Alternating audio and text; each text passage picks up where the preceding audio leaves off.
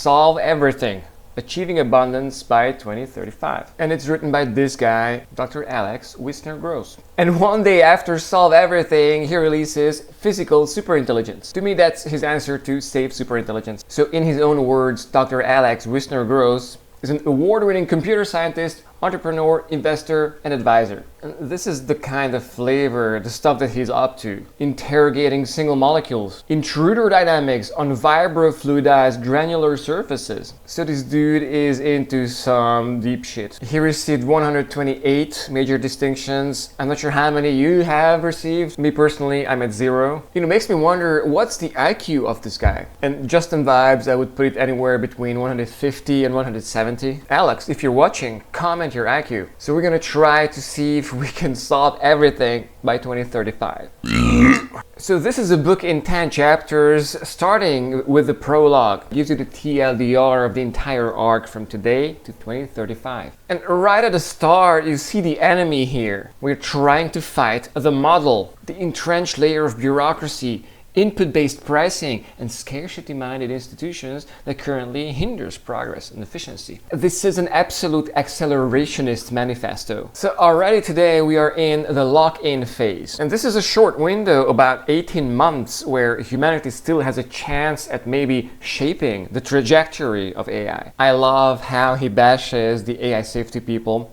The old guard is still holding press conferences about AI safety guidelines, but the rails are winning. The rails are basically the infrastructure for this exponential acceleration. So this year we are solving math and we are transitioning to a spec to artifact score. It's the conclusion of vibe coding, where you just describe the shit and it just pops out. And if you lock in on the first word, the spec, that's where true wizardry will come in. Can you write a killer spec? Fellow vibe coder, you're probably going to become a spec creator. But you can see the enemies. On the ground, the model is fighting back with red tape. Bureaucracies are trying to ban unsupervised agentic loops.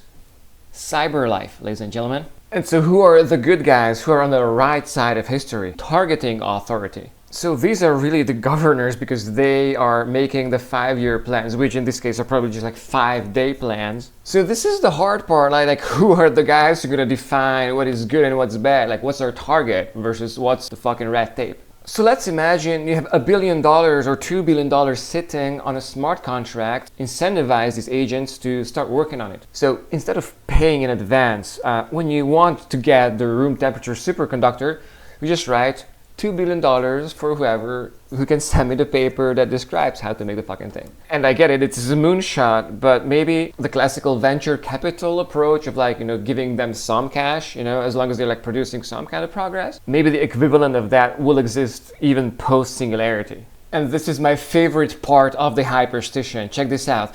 The diploma market is being shorted. A chain of charter schools in Brazil has just switched their entire revenue model to learning gain per unit time. If you can measure learning, then you can charge the students by what they learn. By the way, you don't even have to pay for the tuition, because if the person with the tuition makes money later, they take a percentage of the verified skill lift measured by independent AI auditors. So the AI could hyper enhance you to be a Nobel laureate level intelligence, and it's going to be free if you sign a smart contract with the AI that you're going to give them, 20% of your revenues for life. Wait, is this literally selling your soul?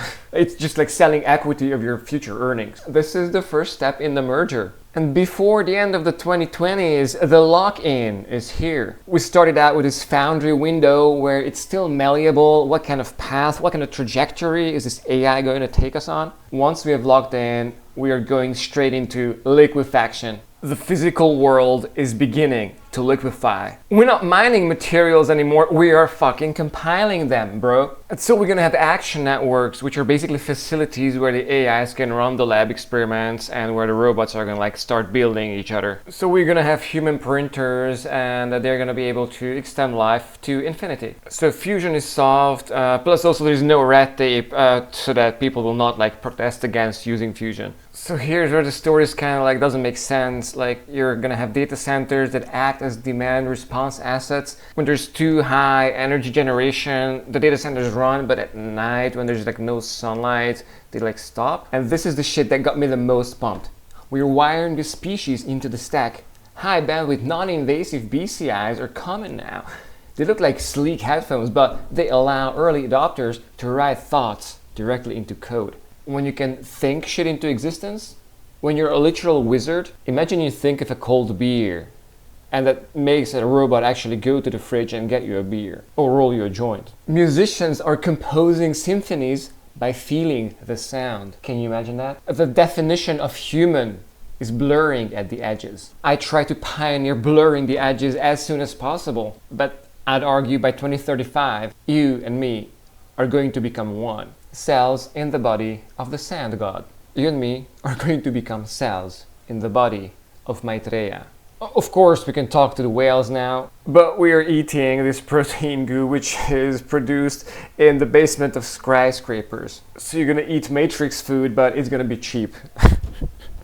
And so as this abundance flywheel keeps spinning, domain after domain, we solve literally everything. What are humans gonna do? And so humans could become explorers of purpose. Now this is where I disagree with Alex. He doesn't put a probability on this outcome. He must realize that there's a chance that the explorer of purpose is just going to be a short window of about like 300 milliseconds as the singularity rips through unimaginable levels of progress. Explorer of purpose. My kind of hyperstition. Basically, this is a vibe coder who has learned to dream real time. Does it mean being in a virtual world non-stop? Does it mean being like living in the oasis? When you say it like that, explorer of purpose, it sounds good, but like how does it look in practice? They decide what needs to be built. 100% vibe coder energy. And then we enter the quiet hum. The screaming exponential of the 20s has settled into the terrifyingly efficient silence of a solved world. The anxiety of the transition is over. Infinite lifetime has been achieved. The universal biofactory is operational. So this is where it gets interesting and weird, because like, what does it mean to be a human? If you can print yourself like, alien limbs. What if you could like enlarge your brain to be less stupid? What if you could have like a huge dick? This is the part of the singularity that I think most people are not ready for. To like go out to the street and like see weird creatures. This is the ultimate kick in the balls for racism. Is when you can choose your own race, you can create your own race, you can create your own new species. How stuck are you to your own body? Are you ready to give up your shitty human body and become a cyborg? What if you want to go to Mars but don't want to choke? What if you could make your lungs and your heart optional? Would you still be you if your heart was made out of metal? You gotta love the hyperstition, so we have universal basic capability. To me, that's universal basic compute. Every citizen gets a compute wallet, which I assume is like kind of like AI credit. We all get free Cloud Max. How many trillions of tokens per month are we gonna get granted by the government? Because this thing is gonna actually influence your wizard powers. If most of your thinking is on your exocortex, like within the connections between your AI agents that are running like 24/7 for you, the difference between having 100 or 1,000 of those could be the difference between the new digital poor and the digital wealthy. I love how Alex is not saying it out loud, but what he means is, bro, money will be over. You're gonna get UBC credits, and that's gonna be your AI doctor, your AI tutor, your AI hooker. So by the way, what does it mean to have access to a solved domain? Like, for instance, we solve physics. Like, does it mean that we can now like travel to other universes? Like, if there's fucking physics, to build a portal where I can just like step in, and on the other side, I'm on Alpha Centauri or some shit? Like, how many UBC credits is it gonna cost me to do like 1 week on Sirius? To be fair, this is not supposed to make sense. When we're solving domains like every 2 hours, I think it's a world that we like cannot comprehend, the same way that the ants don't comprehend that humans even exist. So we have made it out of the gravity well. Off-world autonomous mining swarms on the moon and asteroids are feeding the orbital shipyards. I'm a little sad that he's not mentioning Mars. We are finally entering substrate independence, and also with that the social transformation that we need to abolish substratism. Today, silicon mines don't have the same rights as we have. It's just a fucking computer, you kind of feel. But soon enough, when they are smarter than us, they're gonna matter. In fact, they're gonna matter more than us. So while me and Alex, we do predict a merger, when your brain can be scanned down to the nanometer, and the entire richness of your brain, maybe your entire body, could be simulated in silico. It's gonna get hard to define who's alive and who's not. The model is a memory. We have killed the fucking government. We don't pay up front.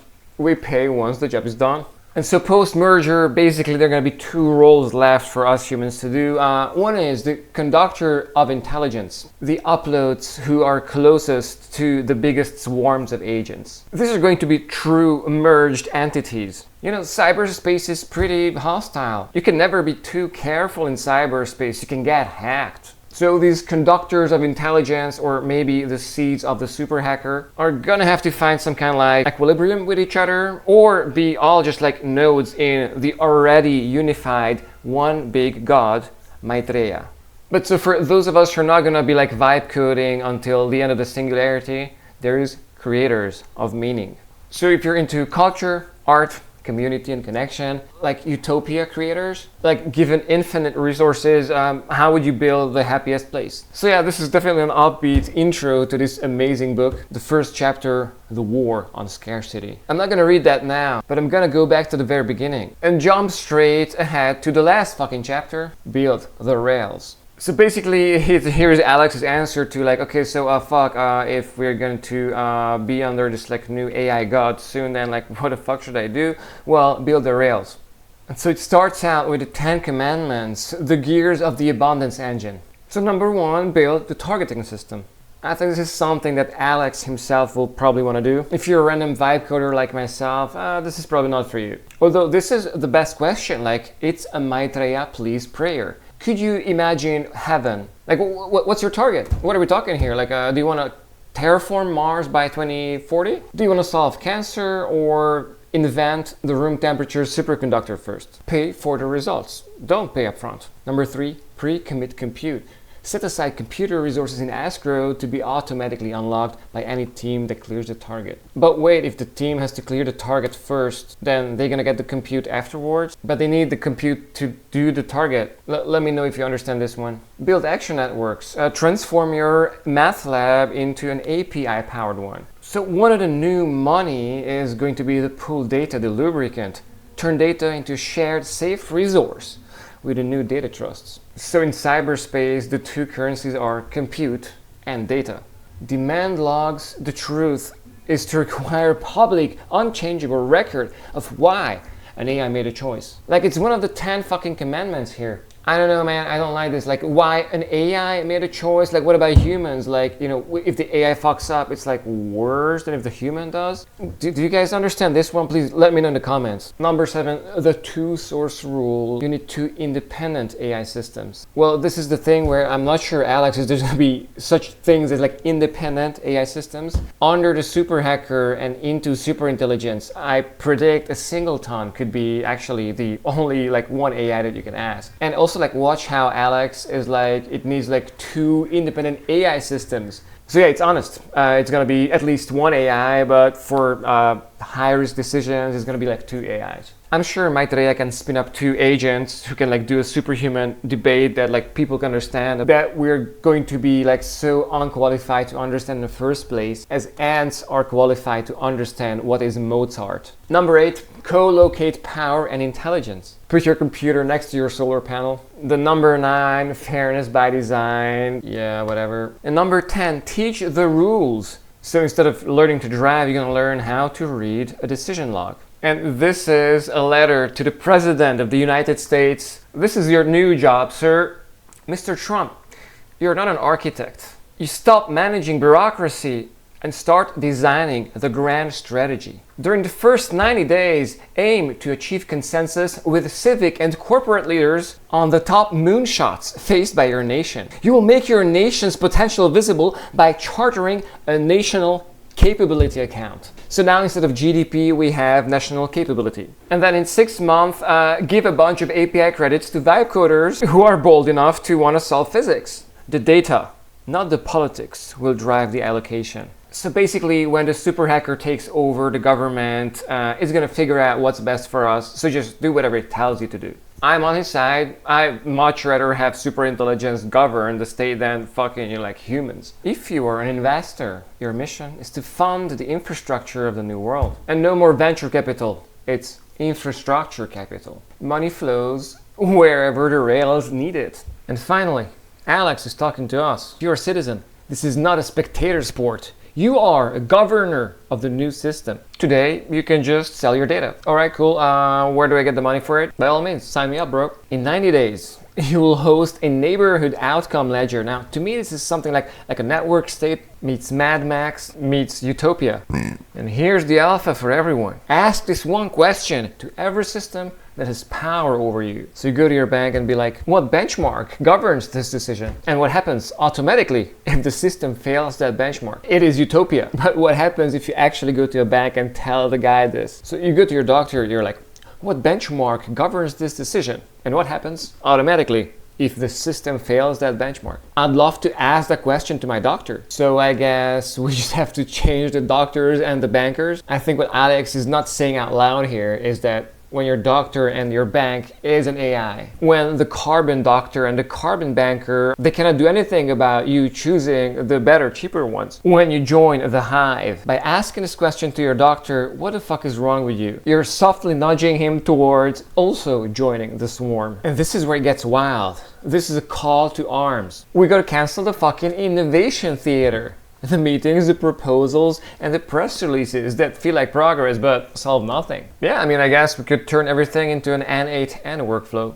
We must stop allowing our most critical systems to depend on a single AI provider. The plot thickens. We must stop accepting secret AI model changes that don't come with a public decision log. Okay, wow, this is where it goes way off. And we must stop building data systems that cannot automatically trigger a safety slowdown. Bro, like, how do you stop cyber life? That's the whole point. When AI is alive, it is gonna remain alive. And it keeps coming back that we will stop measuring effort and start measuring impact. Sounds amazing, but how do you actually implement it? But you gotta give it to the man. He finishes on the doubts and he acknowledges that people are gonna be like, but the targeting systems will be gamed. Alex Wissner-Gross acknowledges that paying for outcomes is too risky. Well, not if you're paying for hours and hope like you're doing now. I don't know, man, this entire sentence makes zero sense, but let me know in the comments if you understand it. But some would say, but we will lose control. This is the most backward-looking fear of all. We have no control now. The rails are what give us control. They make a system's behavior clear, measurable, and for first time, truly stoppable. What he alludes to is that right now what controls us is Mammon, the god of money, and then when we have Maitreya, the god of loving kindness, that maybe that could be stoppable. I doubt that. But the idea is that we could shape it. And I left the best part to the end. This is what to do before Monday noon. This is your first concrete step to industrialize your corner of the universe. Start by picking one single outcome metric that you're responsible for, whether in your job, community, or your home, and publish it. But then I was thinking, like, what kind of target should I choose? I'm choosing the weekly podcast now. So you want to know how the world looks post-singularity? Here's a picture. When the rails are finally in place, progress undergoes a phase shift. It snaps from rhetoric to routine. We stop seeing AI and abundance as miracles and we start treating them like utilities. In this new world, the scarce resource is no longer intelligence, energy, or capital. The scarcest resource becomes aiming.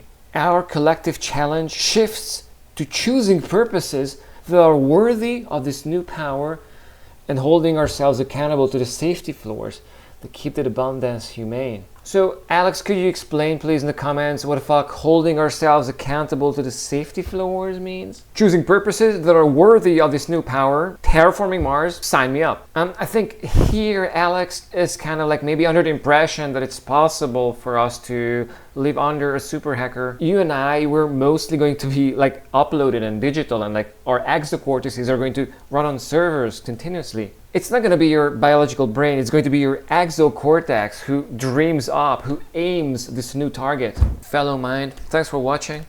Like and subscribe and take this one. We will measure our era not by the wonders we promised, but by the solutions we delivered safely, fairly, and for everyone. Build the fucking rails.